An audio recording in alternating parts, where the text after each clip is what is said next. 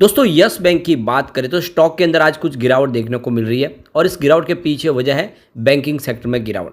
लेकिन इसके बीच में एमडी प्रशांत कुमार की तरफ से लेटेस्ट इंटरव्यू दिया गया है और इस इंटरव्यू के दौरान उन्होंने सभी सवालों के सारे जवाब दे दिए और इससे यस बैंक का विजन क्लियर हो चुका है कि किस तरह से यस बैंक आगे बढ़ने वाली है।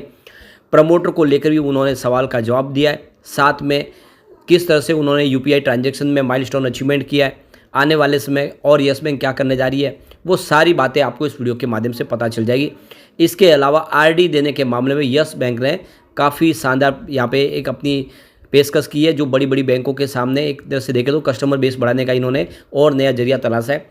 तो क्या इस समय यस बैंक में हमें इन्वेस्टमेंट करना चाहिए? लेकिन फ्रेंड, उससे पहले अगर आप पहली बार हमारे चैनल पे आए तो चैनल को सब्सक्राइब कर दीजिए, एक बेल आइकॉन दबा दीजिए ताकि जब भी नया वीडियो बने पहला नोटिफिकेशन आपको मिले। वीडियो पसंद आए तो लाइक से जरूर कीजिए।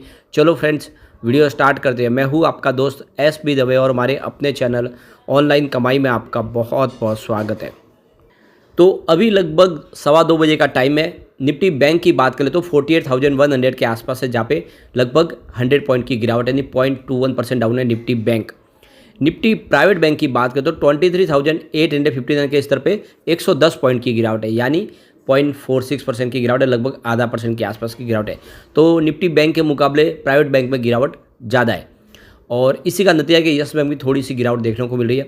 तो स्टॉक की शुरुआत लगभग फ्लैट हुई 23.35 पर, जो सैटरडे की क्लोजिंग थी।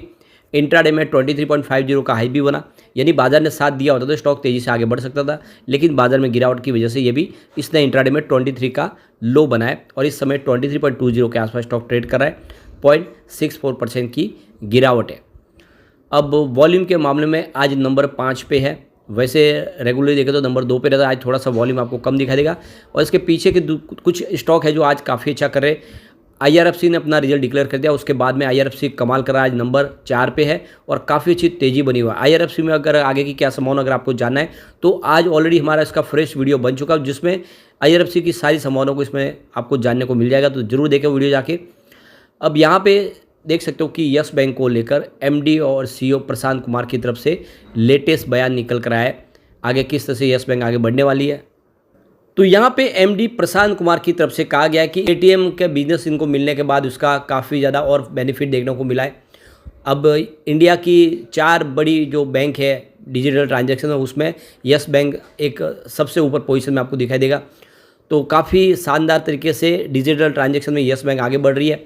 इसके अलावा एमडी प्रशांत कुमार की तरफ से कहा गया है कि फाइनेंशियल ईयर 2025 में यस बैंक करीब 1000 करोड़ का खर्च करेगी, अपनी टेक्नोलॉजी को और एडवांस करने के लिए डिजिटल टेक्नोलॉजी को अपनाएंगे और जो भी मॉडर्नाइजेशन करना है बैंक के अंदर वो करेंगे, यानी एक बड़ा खर्च करने वाली है अपनी क्वालिटी में सुधार के लिए। यानी ऑलरेडी देख सकते हो ये तो पहले से ही दूसरी बैंकों के आगे निकल चुके हैं, लेकिन अब और शानदार टेक्नोलॉजी लाने जा रहे हैं, जिससे आने वाले समय यस बैंक में और कस्टमर बेस बढ़ेगा। इन्होंने बहुत सारे नए रास्ते भी अपनाने शुरू कर दिए।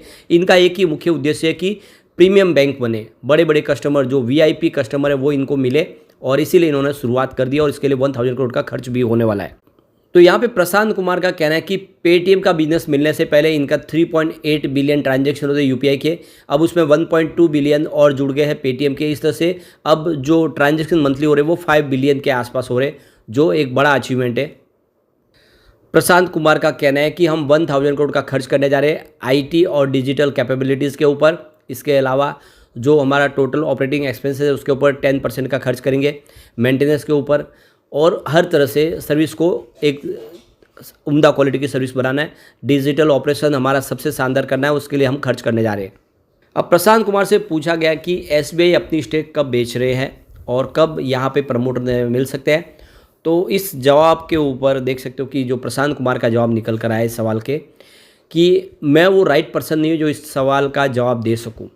आपको इसका जवाब एसबीआई से मिलेगा। आपको इसके सवाल के लिए एसबीआई के पास जाना चाहिए, वहाँ से आपको सही उत्तर मिल सकता है कि एसबीआई आगे क्या करने जा रहे हैं। लेकिन मैं इसके बारे में कुछ नहीं कह सकता, यानी उन्होंने अपनी तरफ से नो कमेंट्स कहा है इस सवाल के ऊपर कि कब एसबीआई अपनी स्टेक बेचेंगे।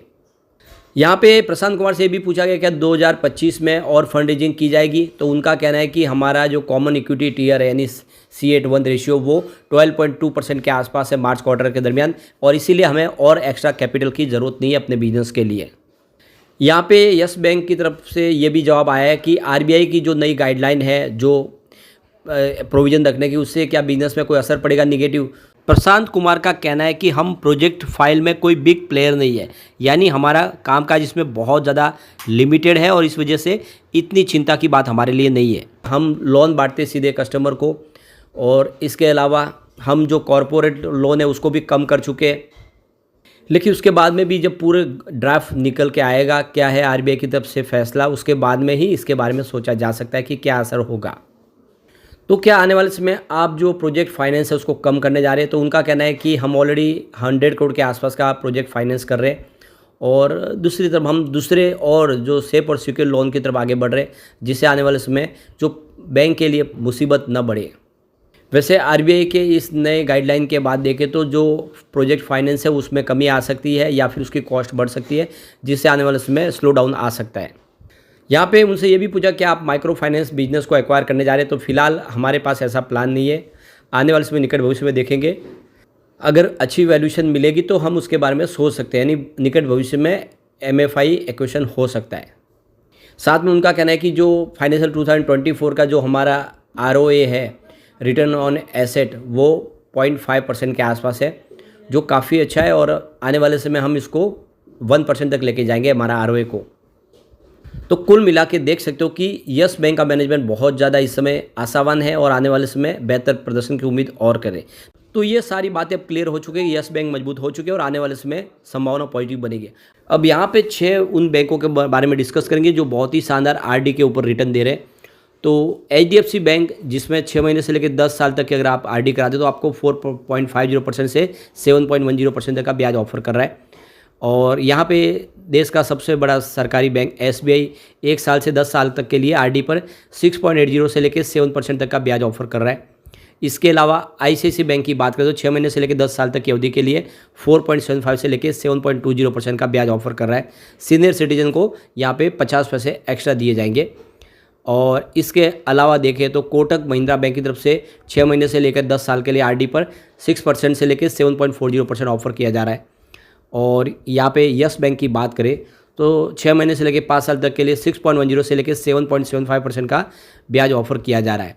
तो ये देख सकते हो कि इन बैंकों के मुकाबले जो यस बैंक है वो काफ़ी शानदार ऑफर कर रहा है, और इससे देख सकते हो कि RD बढ़ने की संभावना भी बन जाएगी और बिजनेस बढ़ता हुआ दिखाई देगा। तो ये काफ़ी अच्छा बात है कि यस बैंक अपने बिजनेस को बढ़ाने के लिए काफ़ी रास्ते तलाश रहे और इसका असर आने वाले समय देखने को मिलेगा।